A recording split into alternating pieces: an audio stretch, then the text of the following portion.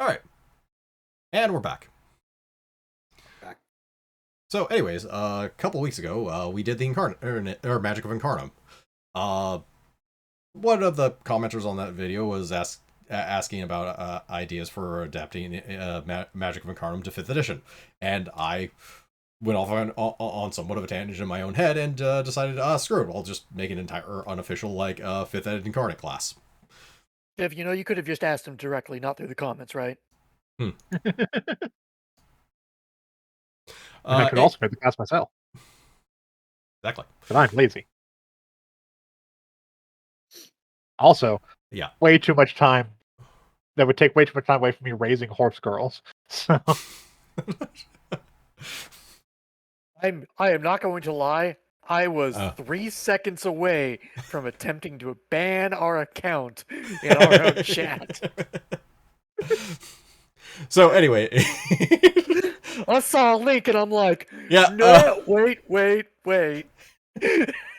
So anyways, in the chat, I've posted a link to anyone watching the replay on Twitch. I posted a link to a Google document that has all of this information. I will also eventually get it in the notes for the YouTube video as soon as we put that up, or a few hours after we put that up. I don't know. Usually I'm not at home, so I'd have to do it on my phone, but I'll try. Hey guys. When adopting anything from 3.5 to, well, any game system, but especially 3.5, you need to first start by taking a metaphorical belt sander to it in order to get down to its core concepts. Because Incarnate is not really that complex a concept, but it is more overbuilt than what you need for practically any other RPG. Also, on top of that, is just 3.5's basic systems and mechanics are there, and there's a lot of them. Yeah. But hey, guys, we'll start from the base idea of how this class works. So, for base traits, its primary abilities are Constitution and Wisdom. So basically, to multi-class into or out of the class, you need a 13 in Constitution and Wisdom. It uses a D8 die, so basically medium hit points. Saving throw proficiencies are Wisdom and Intelligence.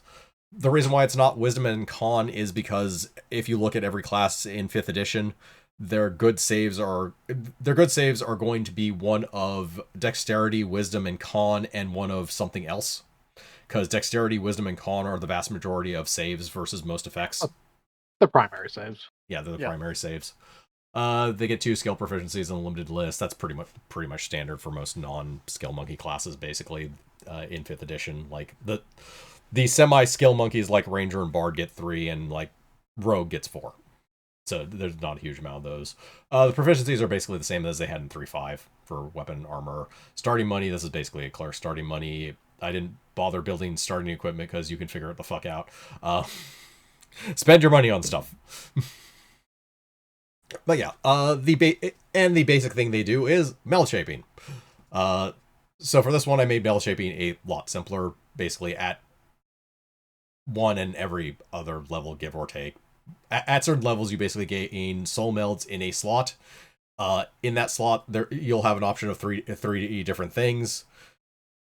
You choose one every morning, and you have that soul meld shape for the morning. You basically gain a phantom item of that sort. It's not an actual magic item. It doesn't take up any slots per se, but it is just there. Basically, you get an effect of some sort in that one slot, and you can change it from day to day. Also, Essentia, you can invest Essentia into things as a bonus action. They say what they do for the Essentia they have. Starting out, you can only put 1 Essentia into anything. Anything can only have 1 Essentia in it. The amount of Essentia you get goes up as you go up in levels. Also, at level 1, you learn to shape hands. Hands are the soul meld on your hands is basically what you're going to be using to attack with as your basic attack action in this class. So if you shape the Astral Gloves, you gain the cantrip Fist, which 30-foot range cantrip, make a melee spell attack on hit as a D8 plus your Wisdom, bludgeoning damage, and pushes the target, and you can push the target 5 feet. Cantrip upgrades as cantrips normally do, so at 5 it goes to 2d10, 11, 3d10, etc. Avista Essentia gives you a minor bonus to hit and increases the pushback by 5. Incarnate Weapon. When you shape this one, you either shape your own martial weapon or you shape it onto a melee weapon of any sort. Basically, if you found a magic item, you can shape it onto that. That becomes your Incarnate Weapon. With that weapon, you can use Wisdom as your attack and damage instead of Strength or Dex. And it can deal force damage instead of normal damage. Essentia increases attack and damage by 1. And if you put 2 or more Essentia into it, you can make that many attacks. So if you have 2 Essentia into that, you can't do that until higher levels, but if you have 2 Essentia into it, you can make 2 attacks. If you have 3, which is where it caps out. At like 14, you can put 3 into it, you can make 3 attacks. And finally, Lightning Gauntlets, which lets you do a cone that grows basically with the Essentia you put into it. It's a cantrip. The other feature you get level 1 is Incarnum Radiance, which is an Incarnum feature, which means you can also put Essentia into this feature. It's basically so you have 2 things that you can actually put Essentia into at level 1. Yeah, otherwise you're just putting the 1 point you have, the 1 thing you have. Yeah. So the Radiance gives you a once per short rest reaction that forces that lets you either reroll a save or force something that just hit you to reroll their attack against you. So basically you can use it like negate a crit or try to not fail a save that's going to horribly fuck you up. But it's got a short rest cooldown, so you don't just use it every round. And Essentia invested into it gives you a bonus to your AC and saving throws.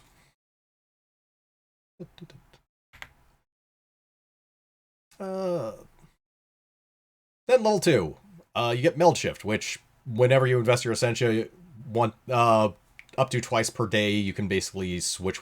You can switch soul melds on one of your or you can switch soul melds on one of your chakras. So basically,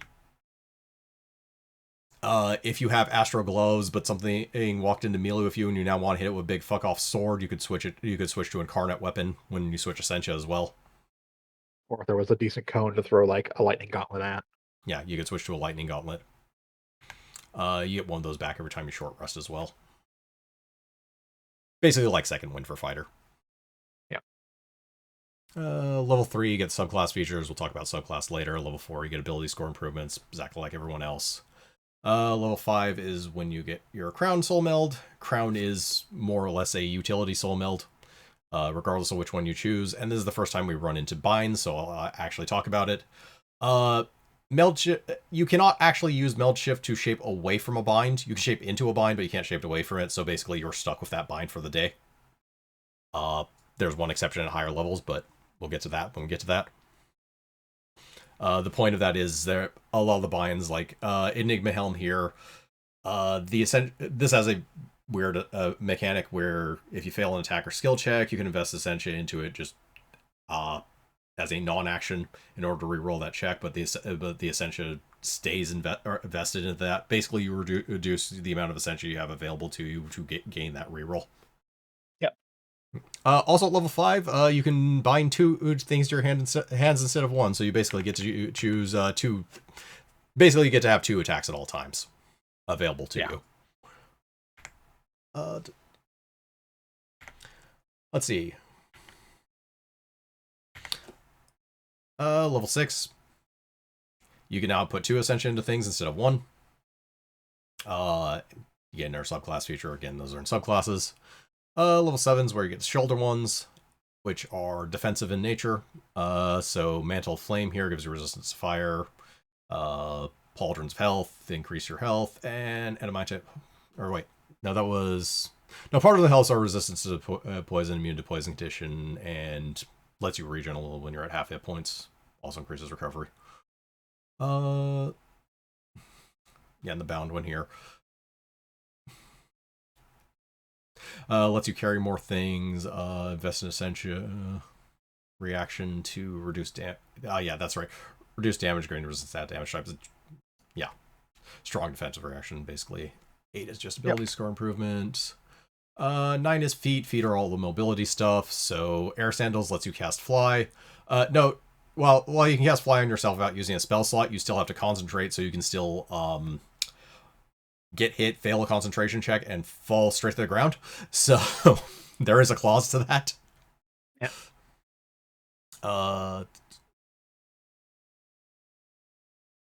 Let's see. Whereas Impulse Boots here, let's see. Oh, that's Impulse Boots gives you evasion, which in 5th edition is basically improved evasion. So you take no damage on a success and half damage on a failure. Nice. Yeah. And investing essentially increases your movement speed. Acrobat Boots just give you straight up spider climb without needing to concentrate. And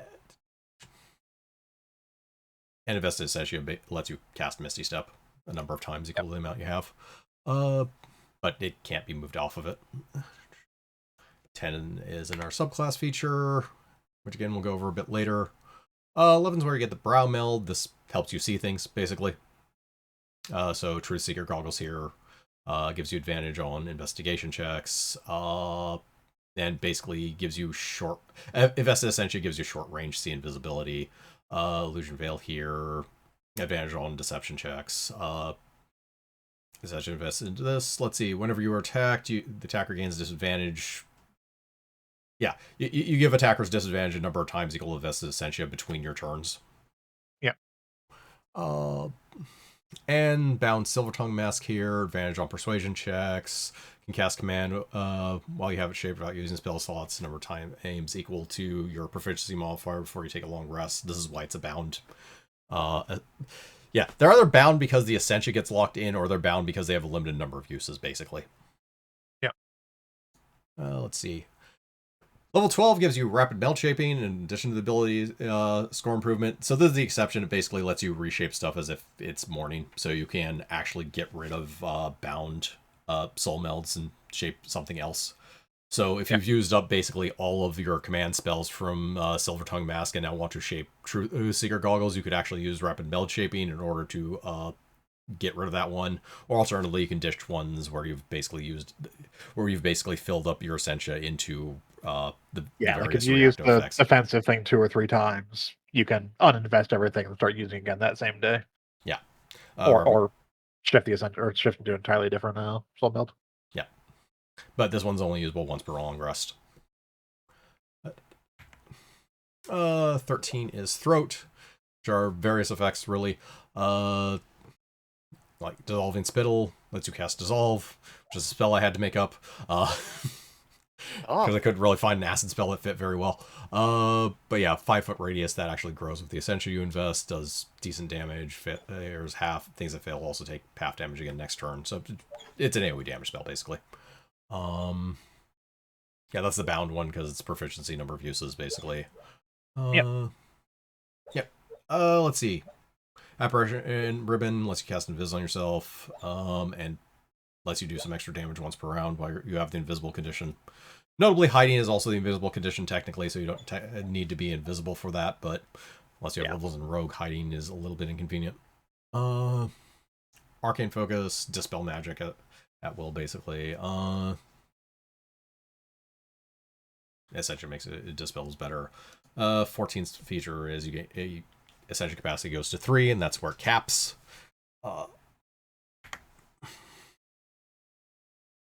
15, you choose Wastes now, which also have various effects. We're past the levels where there's much of a theme to stuff, but there's because there doesn't really need to be. The earlier ones do, but the later ones don't really need them as much. It's basically utility mostly. Let's see. This one is advantage on all Constitution saves. This one's bound because it's very hard to make this effect not work otherwise. Yeah. Basically, every Essentia invested in your Vitality Belt increases your current and maximum hit points by 1 per Incarnate level. But you cannot remove Essentia from this. Unless you use Rapid Meld Shaping, basically. Yeah. Strong Heart Belt. While you have it shaped, you reduce damage you take by proficiency and reduce the amount of proficiency plus the Essentia you have invested into that. Freedom Censure, constant freedom of movement, and when you move, you may not proc opportunity from 1 opponent per point of Essentia you have invested into it. Yep. 16 is ability score improvement. 17 is heart. Let's see. So the bound one is bound because it's a reaction that restores an ally within 60 feet who is just reduced to 0 to full hit points once per long rest. And then eventually is vested. Okay, so how I originally worded it was invested essentially let you ignore up to one condition on yourself per point. Then I realized that there are certain conditions that this is just stupid for, like prone. So I actually made a list of conditions here. So no, yeah, just choose your condition. Start sliding across the ground. I'm no longer prone. Whee! But yeah, blinded, charmed, deafened, paralyzed, petrified, poisoned, stunned. Spell ward shirt. You have advantage on spell saving throws. And if SS actually reduces spell damage. We're at level 17. I can make the effects more ridiculous as well, by the way. Resistance vest. Choose 2 saves. You gain proficiency with them. And invest in Essentia. Yeah, every time you invest in Essentia, choose a damage type other than slashing, bludgeoning, piercing. You gain resistance to it until you invest in Essentia again. Let's see. Finally, Soul, which is at 18 because 19 is Epic Boon, so I might as well leave that for that level. Otherwise, it would have been 19. Yeah. But yeah, Incarnate Avatar. Just straight up advantage on all attacks. Invested Essentia increases your speed by 5 feet per point of Essentia and reach by 5 feet. We're at the levels where no one practically plays anyway, so I can make these effects ridiculous. Not broken per se, but just ridiculous. Let's see. Planar Chasuble, while this one is shaped, you have legendary resistance. Like straight up 3 times when you fail a save, you just pass it. Yeah. And let's see. Enemies that enter within 5 feet of your point of it is essentially count their or of difficult terrain. Yeah, or of difficult terrain, basically. Archmage robes, where you have shape, increase damage of all your cantrips by 2d6, and increase the DC of your spells by 1 for each point of the session invested in this. Which is mostly your cone attack, but I think it's mostly your cone attack, but there were a few other things earlier, and there's stuff. I think it's any spells you cast, not just cantrips. So it affects the command one, it affects the dissolving spell. Yeah, it will affect dissolve. It will affect if you did 18 levels in this class and 2 levels in something else. It will affect that spells you get from that class as well. The level 1 spells you have from that class, correct? Cantrips you pick up from I forget the name of the background feat, but from the background ones that you get, yeah.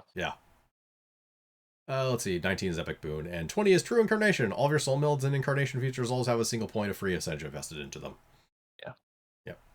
And picking up cantrips won't be terrible. They just cantrips just scale with character level, so yeah. And you'd add an extra 2d6 onto it, so exactly. Now on to the actual prestige classes, starting with Blood Warrior here. Let's see. Very much themed after the Blood War gauntlets, which are Blood War bracers, because technically whatever prestige class you get determines what you can shape as your arm soul meld. You'll only ever have one arm soul meld option, so you always have that one shape basically. For Blood Warrior, it's the Blood War bracers. Bonus action, create a cloud that's a 10-foot emanation or orientation for you. Blah blah blah. Failed save, poison.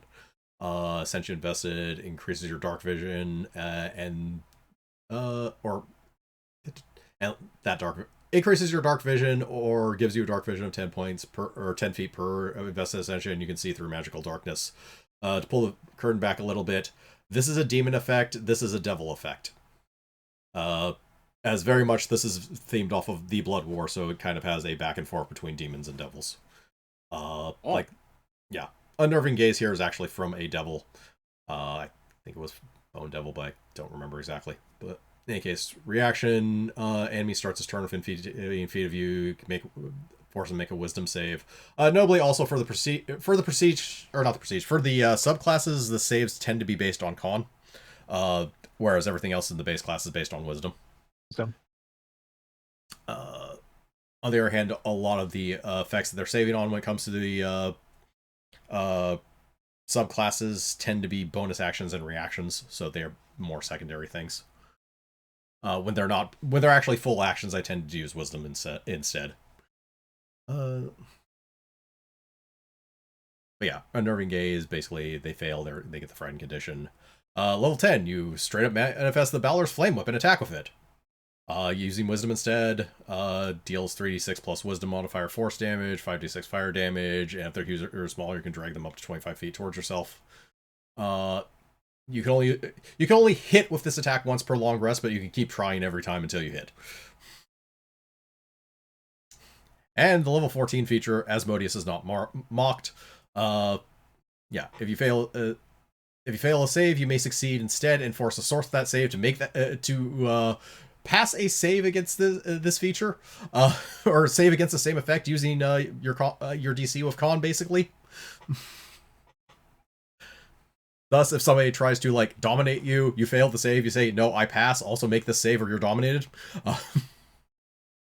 Ascension invested into this gives an additional penalty on their save equal to D4 per point of Ascension invested. So if you see it coming, it's actually a lot better. Yeah. Let's see. And the next one, Celestial Champion. Pretty much themed on the upper planes. It doesn't have anything as interesting as the Blood Warp, so it's just more general, like, denizens of the upper planes. So the Armed Soul Melt here, bonus action, you are an ally within 30 feet, adds a d4 to all attacks and saving throws until the start of the next turn without... And I forgot to delete without you having to concentrate on the spell. So effectively, beforehand I actually had this give Bless. Yeah. Yeah. But I decided that, screw it, I could just put the text for Bless here because it's only lasting around. I don't think it's going to matter whether or not the stacks with Bless. Yeah. And Invested Essential lets you target additional allies with it. So, yeah. So the theme for these are reflective themes as well. There's debuffing, with the exception of, like, Soldiers of the Endless War here, which gives you temporary hit points I forgot to go over. Okay, I went over it now. And Fiendish Banter. Yay! And Fiendish Banter, which adds con to your charisma or deception, your deception and intimidation checks, basically. But yeah, these are fairly reflective of each other, where this one has, like, debuffing as a minor theme. This one has buffing as a minor theme, basically, with some other stuff going on. Hence Ysgar's Might here. When you hit with an attack or an enemy fails to save against one of your spells, you give yourself a bonus on your next attack or saving throw, and knock them prone on a failed save, with Invested essentially increasing the DC for that save and the bonus you get. The reaction here is you teleport 20 feet after being attacked. Celestial Chorus here, you and allies within 10 feet just deal a d4 more radiant damage with your weapon attacks, with Invested essentially increasing it by that. And Slaying Arrow, you basically manifest a Solar's Bow and fire it. Which is, they make a save, if they have 100 or less hit points and fail that save, they die. Otherwise, they just take damage. This is just flat damage, by the way. There's no... if they have 100 or more hit points or they succeed on the save, they just take this damage. Yeah. There's a reason that's the 14 and the other one's the 10.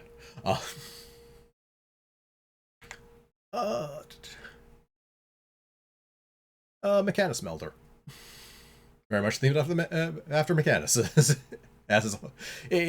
I basically made 4 subclasses, one for each of the alignments of good, evil, lawful, and chaotic, because those were the 4 initial incarnate alignments, basically. There's no alignment restrictions on this class per se, or on any of the subclasses. You can implement them if you wanted to in your game, but whatever.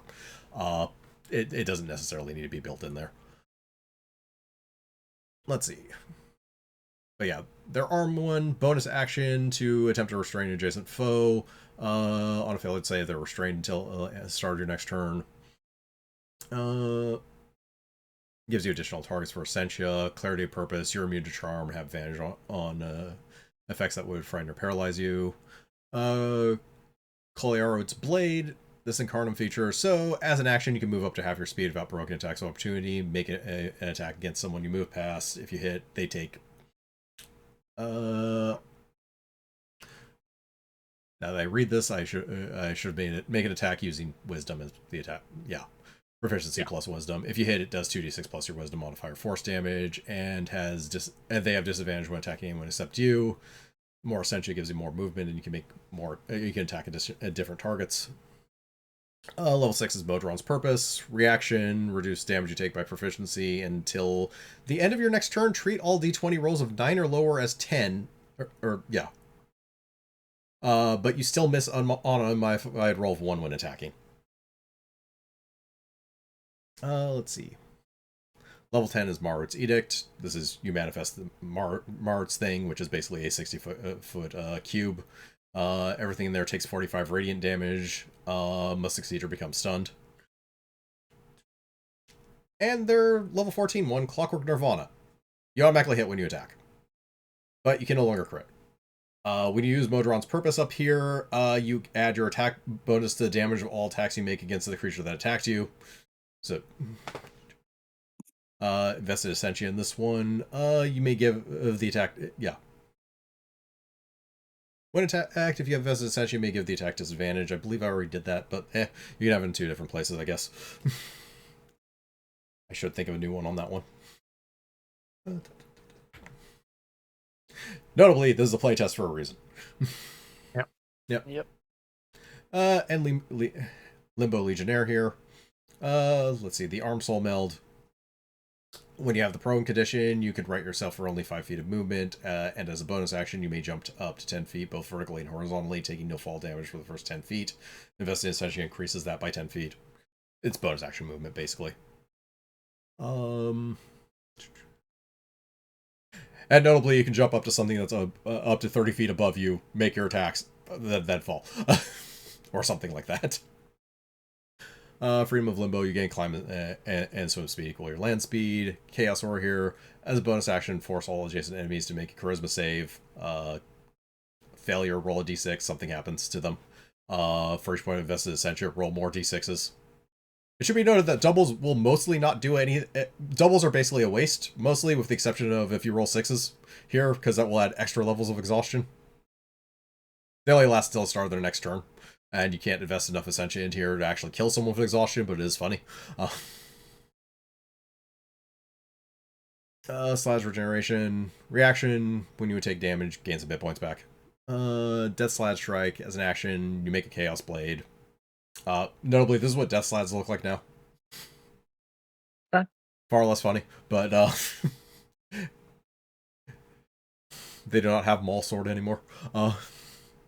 They do have a sword, but it's like a jagged, curved thing. Let's see. Oh yeah, on hit, it deals less damage, but you get to make 2 attacks instead. This feature only goes away if you hit at least one thing. And finally, their level 14 one, ever-changing avatar. Start your turn, roll a d6. You're considered under the effect of these spells without needing to without needing to concentrate until the start of your next turn. So, Blade of War, Bless, Shield, Mirror Image, Crusader's Mantle, or Haste. Which is things subtract a d4 when attacking you. You add a d4 when making d20 rolls, plus 5 AC. You gain a number of mirror images whenever anything hits you. Roll a d6 on a 3+, they hit the mirror image instead. You do d4 more divine damage, and it's haste. You make an extra attack on your turn. Or not an extra attack. You have an extra standard action on your turn. If you make an attack with it, it's only 1 attack. And essentially events, unless you roll extra d6s, multiple spells have no effect. Yeah. And yeah, that's pretty much all of them.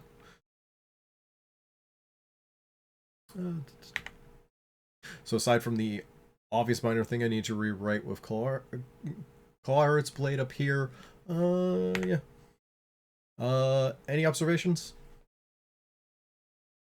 As I'm not sure if you, Mostly,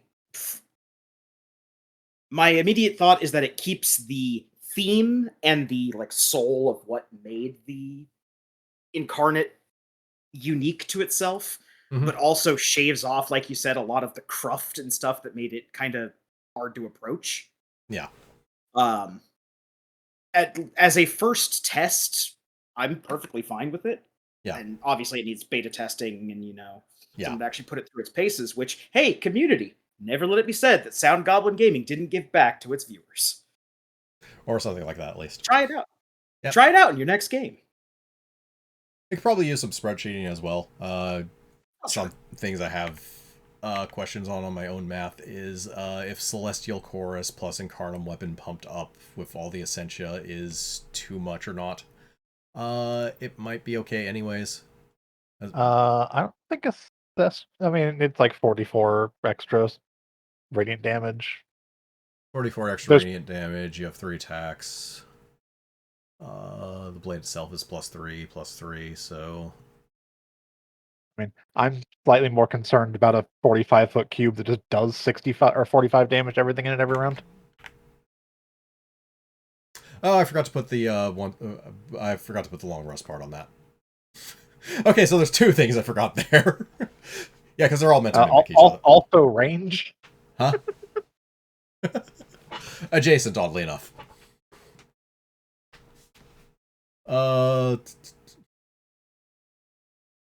No, I have no idea what the difference is between this and a cone. Like also 44 radiant damage. I'm not sure if that really matches up to Clockwork Nirvana just making you automatically hit and also adding your entire attack bonus to damage on the 3 attacks you make around. Only other thing that attacked you. I mean, that's great if you have 1 target. That's true too. As long as it's attacking you, technically. But yeah. But you're also reducing the damage of the damage that you take from. Yeah.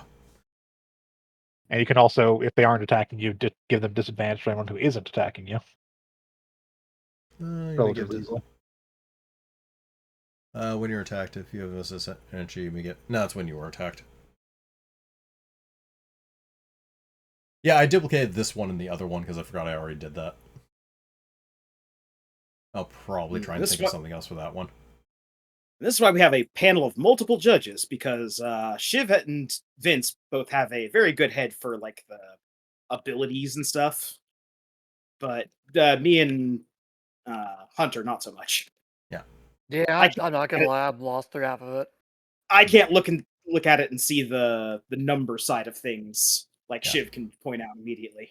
We're also looking I have at like to be playing it to understand a lot of it. Yeah, we're also looking at this at like a much higher level. If we go back to like even just making this character at level 1, it is basically like, okay, choose one of these as your attack, and you have this Incarnate Radiance ability, which is fairly simple to understand. It's honestly less options than like a level 1 caster, level 1. Yeah. Because you have 3 things to choose from, not 15 cantrips. Yeah. And first level spells. Yeah. And your actions are basically your basic combat actions are basically whatever you chose to attack with, and you have this reaction that you can use once per short rest, and you can either invest in having better AC or better attack. Granted, level 1 is the tutorial level, so at 2 you gain meld shift, so you could basically a couple times per short rest, or yeah, a few times just switch between the weapons you have. Level 3 is when you get your subclass, which comes with like 3 features, but those will be like here's a bonus action or 2, and like some utility stuff, and like another place to actually put some Essentia, or another couple places to put some Essentia. But yeah, it slowly ramps up features. It doesn't start with a bunch of stuff. I do wonder if the features do get too complex at higher levels, but compared to like the options you have for spellcasting, it's probably not too bad. Yeah. I will say the last 3 of these will probably need more polish, because I did not have eyes on them as much. Well, I mean, like I don't think Celestial Champion's all that bad. Like, I mean, comparing to like Blood Warrior, they feel close enough. Yeah. Like Blood Warrior has some strong stuff, like you just succeed on a save and then force your opponent to make a save against it. Yeah. And like, yeah, you get to add some extra D4 damage, and you get like a bless effect as a bonus action. In Celestial Champion, I don't think that's too bad, or I don't think that's really that troublesome. I'm more just worried about like the auto consistent damage with extra damage effects on it in things like Mechanicus Melder, because you use Colart's Blade to hit someone, which automatically hits, giving them disadvantage to attack anyone but you. So now they attack you, disadvantage to attack anyone else. You use Modron's Purpose, reduce the damage, and then next turn you throw 3 attacks that get an extra like 10, 11, 12 damage on every single attack. And you could easily do like a 2-level dip into something like Fighter to get a extra action on every short rest. That is true enough. And it's consistent damage every single time because your attack's automatic to hit. So like if you give yourself an extra attack action, doing an extra like 60 damage or something every single round, that literally like that's just extra damage on top of your actual attack damage. Yeah. And it's always going to happen because you can't miss. Yeah, so I should probably do something else at the very least with the that part, because I want to make Modron's purpose actually do something other than the reduction when you actually have Clockwork Nirvana. Also, I need a different Essentia on this one basically because that is duplicating a different effect. Yeah. Because there's only so much design space in 5th edition that I can use. Yeah.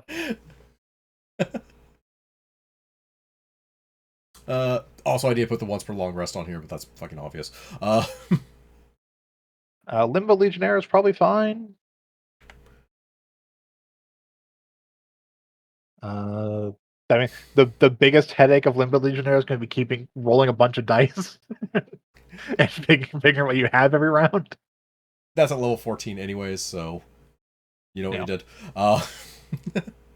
Death Strike is fine. Yeah.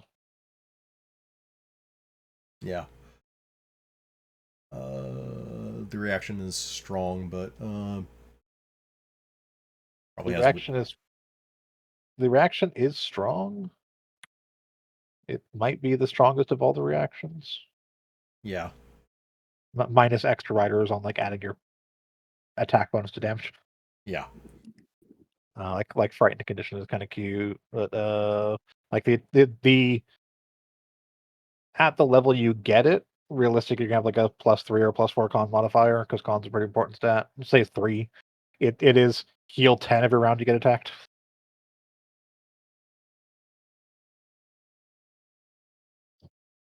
Well, Wisdom's your primary attacking stat here, but yeah, you could have 3. It is at 6. But yeah, for sake of argument, say we have 3, it is like 10. Scales up to 15 at most. Yeah, that's why I just need to watch in general. I think it starts out too strong. Like it tapers off very quickly. Yeah, I think it's fine so at higher scale levels. Anywhere near as much. Yeah, I think I just need to adjust the scaling so it's lower at lower levels, and because it's fine if you did something levels, like, but rather than 5 plus your proficiency bonus, like your con modifier plus double your proficiency bonus. Yeah, so scale level up. Yeah, because at 6 it would be 6 plus your con, so it'd be like plus your con. Yeah, so it'd still be like 9. It's still a lot, yeah. Yeah. It is still a lot, but you have to actually have the hit points to heal first. It's also kind of on par with the Monk's reaction, honestly. Although it is versus all damage. Yeah, this is versus all damage. Yeah. Which, granted, at lower levels is mostly just going to be slashing, bludgeoning, piercing anyways. A lot of low-level things can also have like extra. A lot of low-level undead can have extra necrotic damage. Poisons, relatively common at lower levels too. Yeah.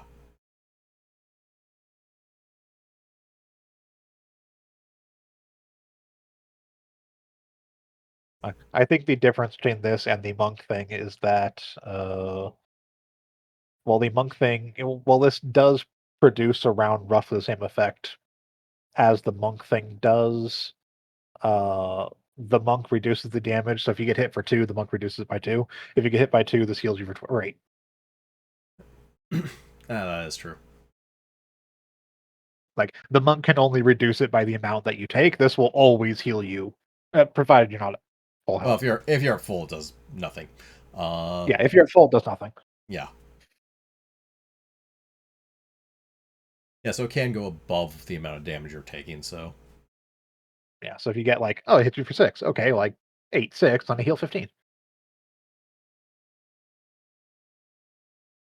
We'd have to run it a couple times and see how it really feels at the like level 6 through 8 range to see if it feels like it's too much healing.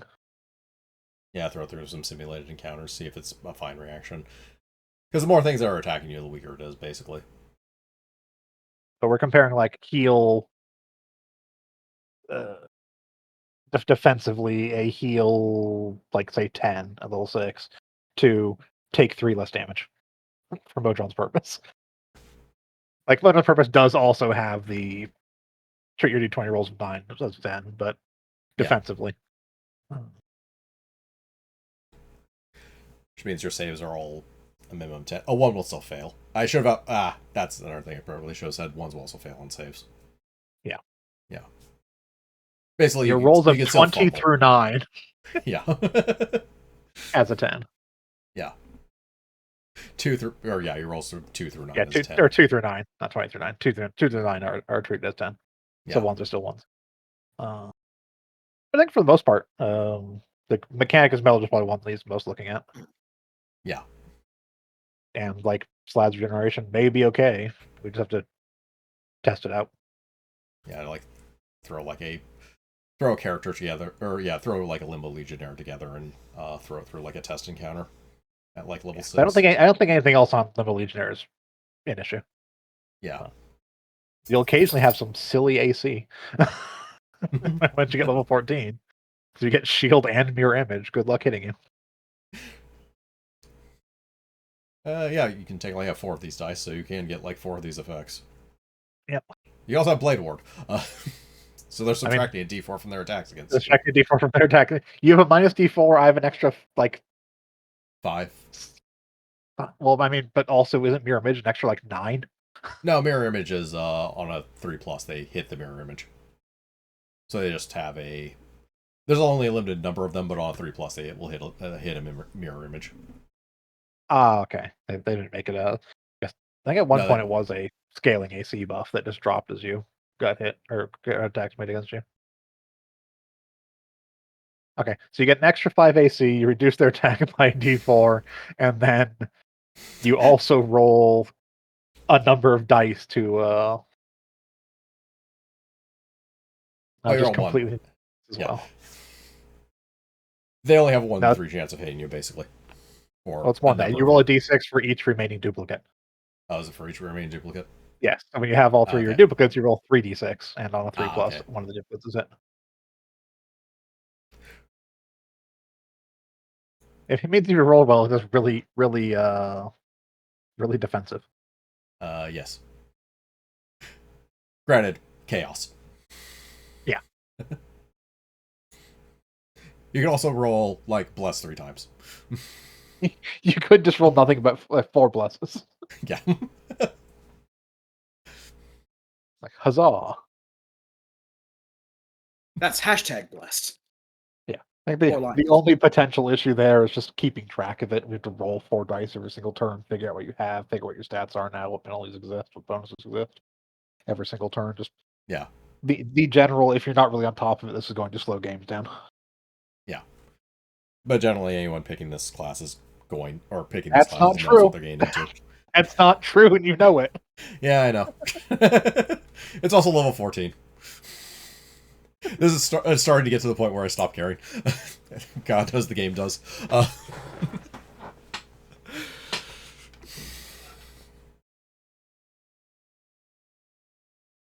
mean, some people do play in the 14 through 20, or like the, 14, 20 range. More so than previous editions, at least. God knows we never stuck around at high levels of 3-5 for very long. I mean, every big campaign I did went up to level 20. It did, but level 20 parts didn't actually last that long from what I remember. You know, because we were 20, what the hell else was there to do?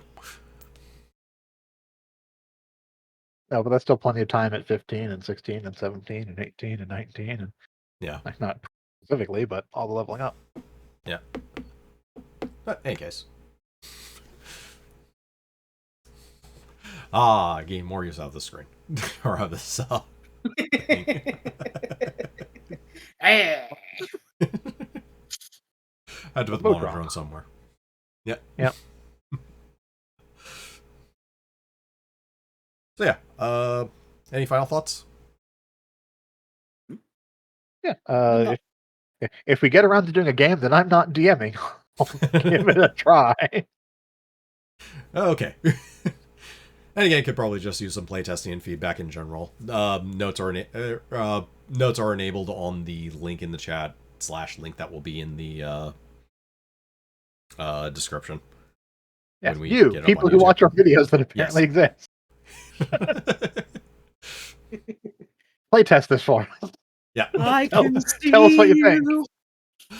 Yeah. This is notably version 0.1, so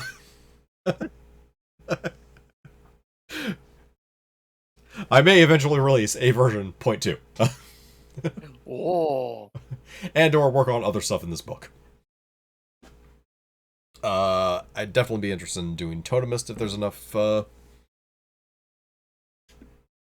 other interested people, and or I don't go off on a tangent. Soulborn would almost certainly become a subclass of either fighter or paladin, and the races are the races, but they're not too hard to actually do something with. But yeah. Yeah. In any case, Krampus or Hunter, do you have anything else to say? Not particularly. Okay. yeah. Like I said, most of it is I don't understand a lot of it unless I'm playing it. Yeah. Also, notably, I can follow the general spread of it, which is better than I could say about 3.5 Incarnate. My eyes just got to glaze over. yeah. Also fair. Also, notably, there is actually a link to the document in the Discord chat that we have that I forgot to mention at the start of this. But, in any case, that's all that we'll have for you this week. Join us on Sunday for more Super Robot Wars 30, as I think we get back into the main plot again. Whatever counts as a main plot, anyways. Main plot. Yep. Join us on Monday for more Digimon Stories Cyber Sleuth Hacker's Memory, where we continue through playing through a side story within the main story and stuff happens. I think that's a rough description of the game, at least. Works. Cyber Sleuth, where we are getting into more intrigue involving our own team, the team we work for, the various other teams who think we work for them, yada yada. Yeah. And join us back here on Thursday for when we will be going over... Am I in the book right? Oh yeah, Races of the Dragon. Race of the Dragon. Yep, the final Races book. With all the draconic stuff. But till then, I'm Vincent. I've been the Krampus. Which I've been Hunter Green. And I'm Vincent. And remember, everyone, hindsight's 20/20. But you at least need to be a dude or to have two eyes.